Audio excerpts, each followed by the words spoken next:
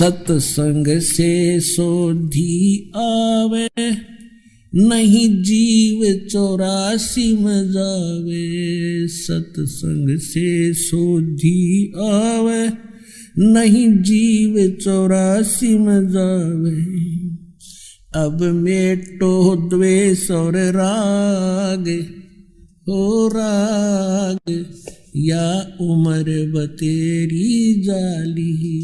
अब मेटो द्वेष और राग, हो राग या उम्र बतेरी जाली। आज का जो विषय हम उसी पर आते हैं कि श्री ब्रह्मा रजगुण, श्री विष्णु सतगुण, श्री शंकर तमगुण, महेश्वर तमगुण, ये भगवान नहीं है। ये तो आपको सिद्ध ही कर दिया दास ने, इन्हीं के इतिहास में दिखा दिया श्री शिव पुराण में और विद्वेश्वर संहिता के अध्याय नंबर 7, 9 और 10 के अंदर।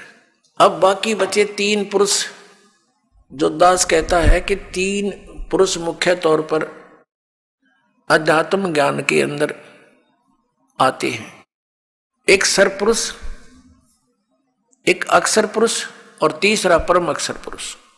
इन्हीं को अन्य शब्दों में सरब्रह्म, अक्षर ब्रह्म और परम अक्षर ब्रह्म, और अन्य शब्दों में ईश्वर, परमेश्वर कहा जाता है। ये कहाँ प्रमाण है?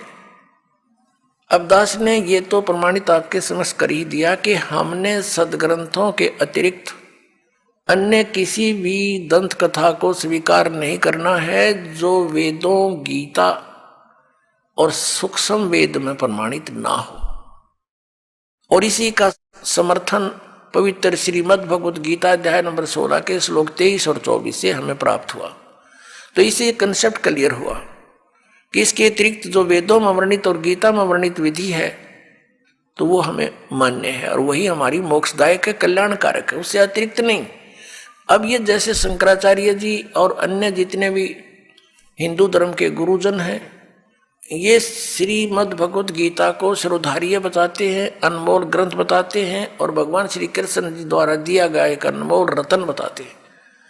वास्तव में तो ये ज्ञान किसने बोला, इनकी बुद्धि वहां तक पहुंच नहीं सकती, क्योंकि जो बाल बुद्धि वाले हैं इनका तो कोई ज्ञान का सिर पैर नहीं है। फिर भी ये दास उसको समझाने के लिए पूरा प्रयत्न करेगा और सत्य है जो दास बताएगा वो फाइनल है, सदग्रंथों में प्रमाणित है। अब ये जाप करते हैं हरे कृष्ण हरे राम और कई तरह देरा देशा मिला दे, या ओम नमः शिवाय, और बाकी का आपको बताई दिया कि अयम ब्रह्म, अयम आत्मा ब्रह्म, या आत्मा ही ब्रह्म है। बता फिर क्यों डले डोरे हो? जब आत्मा ही ब्रह्म है तो बैठो आराम से। तो कुत्ते की आत्मा ही ब्रह्म है, फिर तो सैर से पट्टे करती फिर हवा। अरे हम यहाँ बुरा हाल हुआ पड़ा है, अज्ञान के कारण हम ऐसे आप दंत कथा बना बैठे, ना वेद ज्ञान और ना इनके पास कोई अन्य शास्त्र से परिचित, ये अपना दंत कथा बना रखी है। अपने आत्मा श्रीमद् भगवद गीता में जो विधि वर्णित है भगवान के स्मरण की, उसके अतिरिक्त जो नाम जाप किए जाते हैं वो शास्त्र विधि को त्याग कर मनमाना आचरण है, वो यूजलेस है। हरे राम हरे कृष्ण कृष्ण कृष्ण हरे हरे, ओम नमः शिवाय आदि ये मंत्र व्यर्थ है। और बाकी ये ओंकार, अरंकार, ज्योति निरंजन, सतनाम आदि ये 5 नाम है, ये व्यर्थ है। अकाल मूर्त शब्द स्वरूपी राम सतपुरुष, ये व्यर्थ नाम है, ये मोक्षदायक नहीं है, ये उपमात्मक नाम है। उस सतपुरुष को तो हमने पाना है, उस अकाल मूर्त को तो पाना है जिसके गुण गाए जा रहे हैं। उसकी विधि प्रोसीजर अलग है उस परमेश्वर के पाने का। जैसे जमीन में जल है, पृथ्वी के अंदर जल है, तो जल पानी नीर, जल पानी नीर कहते रहो, लेकिन वो मिलेगा कैसे वो जल पानी नीर? उसका प्रोसेस न्यारा है, उसका प्रोसीजर अलग से है।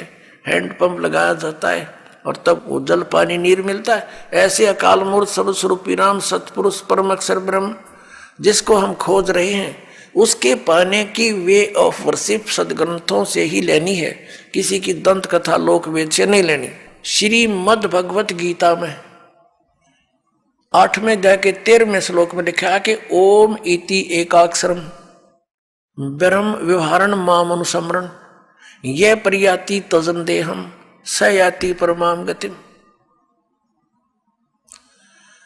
गीता ज्ञानदाता कहता मेरा एक ओम मंत्र है, एक अक्षर, ओनली एक ओम अक्षर है, नथिंग एल्स, और इससे वो परम गति होगी जो ओम से हो सकती है। ओम से कौन सी होगी? ब्रह्म प्राप्ति, ब्रह्म लोक प्राप्ति। और ब्रह्म लोक में गए हुए प्राणी भी पुनरावृत्ति के अंदर है। ये खुद कहता अर्जुन तेरे और मेरे बहुत जन्म हो चुके। गीता ज्ञानदाता कहता है तू नहीं जानता मैं जानता हूं। तो ओम वाली गति भी श्रेष्ठ नहीं है। इसलिए 7वें अध्याय के 18वें श्लोक में गीता ज्ञानदाता ने कहा है कि ये सभी ज्ञानी आत्मा है तो उद्धार परमात्मा के लिए समर्पित हैं, लेकिन ये मेरे वाली अनुत्तम गति में ही आश्रित हैं। ये मेरे ओम नाम से मिलने वाली जो परम गति ब्रह्मलोक प्राप्ति है वहां तक जाने के ही साधना तक सीमित है। वहां गए हुए प्राणी भी फिर जन्म मृत्यु में आएंगे, इनको परम शांति नहीं हो सकती। परम शांति के लिए तो उसने कंसेप्ट क्लियर कर दिया है 18वें अध्याय के 62वें श्लोक में कि अर्जुन तू सर्वभाव से उस परमेश्वर की शरण में जा, उसकी कृपा से ही परम शांति को और सनातन परम धाम को प्राप्त होगा। मेरे साधना से तुझे वो गति नहीं हो सकती जिससे परम शांति और सनातन परम धाम यानी सतलोक प्राप्त हो जावे। उसके लिए इसने कंसेप्ट क्लियर कर दिया है कि मैं नहीं जानता, उसके लिए तत्वदर्शी संतों को खोजो। चौथे अध्याय के 34वें श्लोक। और तत्वदर्शी संत की पहचान भी बता दी है 15वें अध्याय के 1 श्लोक में कि ऊपर को जड़ वाला, ऊर्ध्व मूलम अधः शाखम, अश्वत्थम प्रहो अवम, छंदासी यस्य पर्णानि यह तम वेद से वेदवित। ऊपर को जड़ और नीचे को तीनों गुण रूपी शाखा वाला। श्रीमद् भगवत गीता अध्याय नंबर 15 के श्लोक नंबर 1 का निष्कर्ष दास बता रहा है कि ऊपर को तो जड़ समझो उस संसार रूपी वृक्ष की, और नीचे को शाखा है। 15वें अध्याय के दूसरे श्लोक में स्पष्ट कर दिया कि ये तीनों गुण रूपी शाखा, रजगुण ब्रह्मा, सतगुण विष्णु, तम गुण शिव जी। अब यहां केवल हिंट दिया गीता ज्ञानदाता ने, इसका कोई विस्तृत ज्ञान नहीं दिया। उसके लिए ऑप्शन छोड़ दिया कि तत्वदर्शी संत बताएंगे, और फिर पहचान बता दी। तत्वदर्शी संत कौन होगा? वो तत्वदर्शी संत की क्या पहचान है कि जो इस उल्टे लटके हुए संसार रूपी वृक्ष के सभी विभाग बता देगा।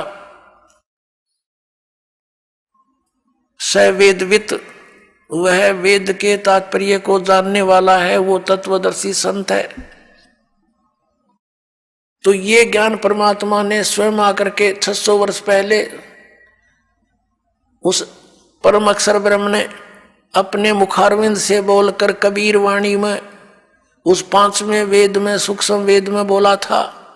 उस कबीर परमात्मा ने, उस धाणक कबीर ने, जुल्हाए कबीर ने, वो परम अक्षर ब्रह्म है, उन्होंने बोला था अक्षर पुरुष एक पेड़ है, निरंजन यानी सरपुरुष वा की डार, और तीनों देवा शाखा हैं ये पात रूप संसार। ये ज्ञान परमात्मा ने 600 वर्ष पहले दिया था। देखिएगा ये उल्टा लटका हुआ संसार रूपी वृक्ष जानो। परमेश्वर कबीर देव जी ने, कबीर साहब ने, परम अक्षर ब्रह्म ने 600 वर्ष पहले ये ज्ञान दिया था कि अक्षर पुरुष एक पेड़ है और सरपुरुष वा की डार और तीनों देवा शाखा हैं ये पात रूप संसार। जो जमीन से बाहर दिखाई देता है वो हिस्सा पेड़ कहलाता है, वृक्ष कहलाता है, और जड़ें गुप्त होती हैं, प्रोक्ष होती हैं, अनविजिबल होती हैं, लेकिन होती हैं। तो परमात्मा ने स्वयं आकर के ये ज्ञान बताया था कि इस संसार रूपी वृक्ष के सब पार्ट्स बताए थे। अक्षर पुरुष एक पेड़ है, ये तना समझो ये अक्षर पुरुष है, क्योंकि इसके ऊपर फिर सब शाखाएं और टहनी और पत्ते और फल लगते हैं। तो अक्षर पुरुष समझो तना है उसका।